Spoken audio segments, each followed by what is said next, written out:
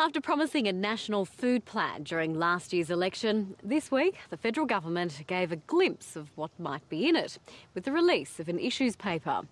And there are a lot of issues to consider when trying to work out how to double food production by 2050 to meet global demands while protecting fragile resources.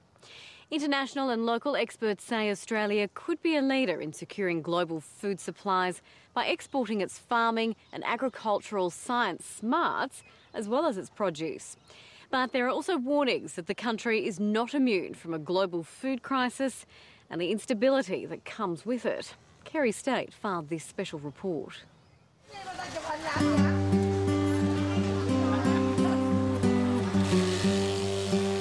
In the next 40 years, we have to produce as much food as the world has produced in the last 500 years. You can work out in the back of an envelope that we're not going to have enough food in 20 years' time by far. We're running out of water, we're running out of oil, we're running out of agricultural science and technology, we're running out of fish, we're running out of stable climates. So all of those things playing together are creating greater insecurity in the world's food supply at a time when demand is poised to double. Baby spinners and salad mix. All $2 here, guys. You want some?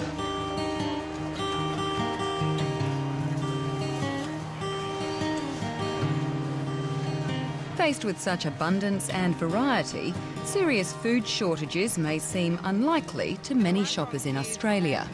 South Australia. But a growing chorus of experts say it's a crisis that is real and, if ignored, far-reaching.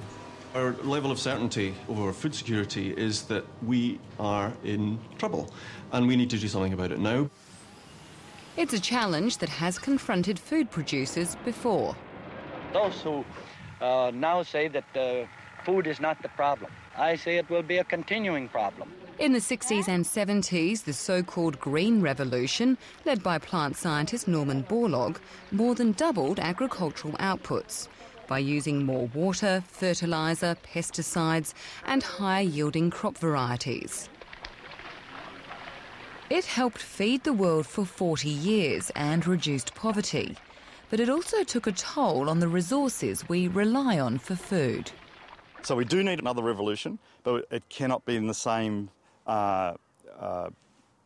vein as in the past. It has to be a revolution built on resource use efficiency, using our resources much more efficiently, but still have the production increases needed to meet the demand. So what is Australia's role in this greener green revolution? Australia never has been and never will be a food basket or a food bowl of the world. The reality is that we produce food for 60 million people, we feed 22 million odd at home and 40 million overseas.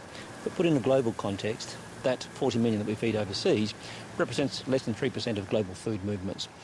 How Australia contributes to food security globally is through knowledge, training and technology transfer. We're very good at farming. We're very, very good at food production. We have better knowledge about how to handle difficult climates, droughts and floods and things like that than almost anyone else in the world. And in a time of climate change, that's exactly the kind of knowledge that you need.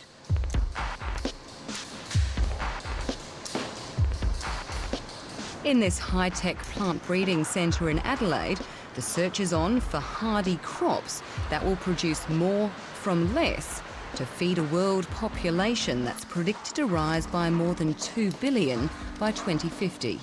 It is a bit nerve-wracking, genuinely. Over the last 50 years, we've increased the amount of food produced on the planet by 32 million tonnes a year. We have to increase that rate of increase, if you're still with me, from 32 to 44 million tonnes a year. With a name like Plant Accelerator, this facility sounds like a promising place to begin. We're able to do things that haven't been possible before. It doesn't make the crops grow any quicker or bigger, but scientist Mark Tester says the information collected here will speed up the breeding process. To be able to use digital imaging technologies, computer technologies and robotics to look at how plants grow. That's completely new. We used to use rulers and not much more, maybe weigh a plant and destroy it in the process of studying it. Here we can non-destructively watch plants grow and die and how that's affected by the environment and their genetic makeup. The professor and his colleagues are trying to create plants that are drought-resistant, salt-tolerant, or use nitrogen more efficiently. Scientists have been tweaking crops for years and years and years. Is there a limit to how much you can do to these crops? Are we reaching that ceiling? I think there is a limit. There's a limit to only how much light those plants can absorb and convert it to starch in their grain. But I think we're still a long way from that limit. The centre's using both conventional breeding and the more contentious genetic engineering to push those boundaries. We've had the tools of education and improving agricultural systems and improving conventional breeding. We've been throwing those tools at the problem very well for the last 50 years, and we are falling short, and we're predicted to fall short seriously. So for me, I think we need to bring in new technologies. This manual harvest may not look particularly high-tech, but this is the breeding centre's first field trial of GM wheat, a big-ticket item for many plant scientists.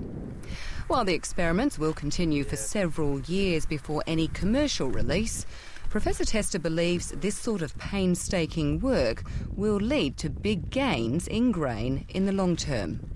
Conventional breeding, it will improve things by maybe 1% or a bit less than 1% a year. So that's great. But if we can then, on top of that, add a 10% increase every so often, then that's a good contribution from GM.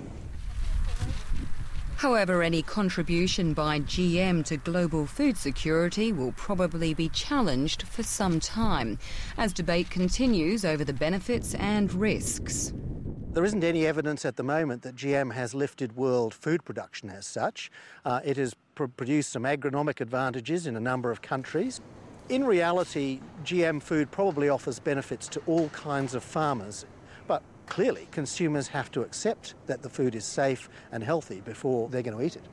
There is no magic bullet in this business. So you have to combine the potential of high-yielding, resilient crop varieties through science, and biotechnology is one of those, and improve farming systems.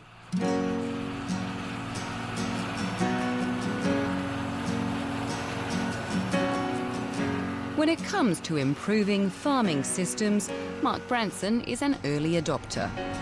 The South Australian grain and wool producer has been into precision agriculture and other efficient farming technology for more than a decade at Stockport, north of Adelaide. Instead of treating the whole farm the same way, he changes seeding rates and the amount of inputs he applies to suit the soil.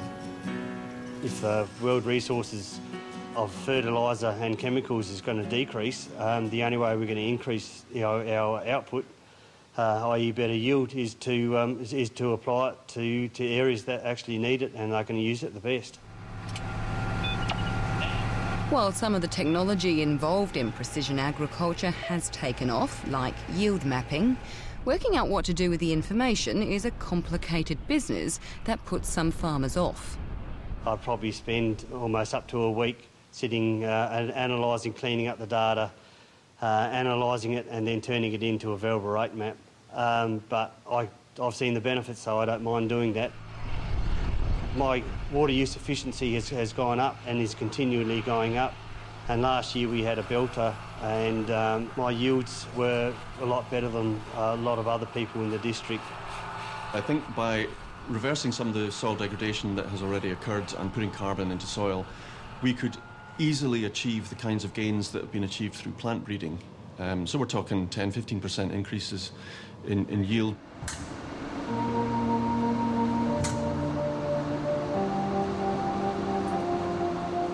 Just like plant science, studying soil has become a sophisticated affair. But Professor John Crawford says when it comes to finding solutions to food shortages, not enough people are looking below the surface. I think people don't find soil particularly interesting. We forget, I think, that soil is the basis of human health. There is no alternative to soil. It's not like alternative energies. There are no alternative soils. The Sydney University scientist says Australian farming land has lost too much topsoil and 70% of its carbon over the last couple of centuries.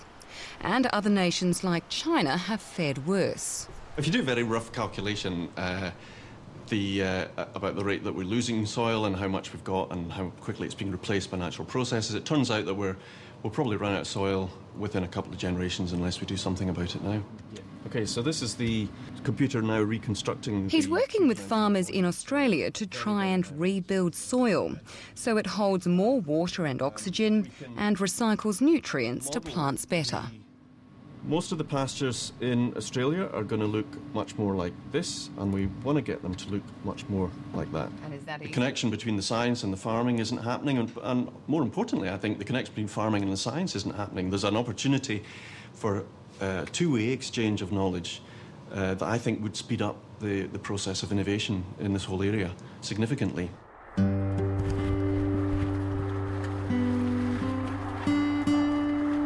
This project in Queensland is part of another two-way exchange aimed at securing food supplies. Researchers in Australia and Africa are trying to improve soil, yields and returns on small farms in developing nations, where access to fertiliser is often limited. 1, 2, 3, 5, 8. The strategy is to grow more during the wetter part of the year and combine the staple crop maize with a soil-enriching legume. Queensland has very close similarities in terms of agroecologies and soil types and rainfall environments to many places in Eastern Africa. And many of the problems are very similar. The main difference probably is that they get more rain than us and they produce less crops. So there is a huge potential for improvement from learning how we can adapt our technologies to an African environment. The use of modern techniques, of fertilizer, of improved seed varieties, of better use of irrigation water, is so low. It's about 1/10 the potential. So here we have great potential of increasing yield 3 times, 4 times in Sub-Saharan Africa with minimum investments. While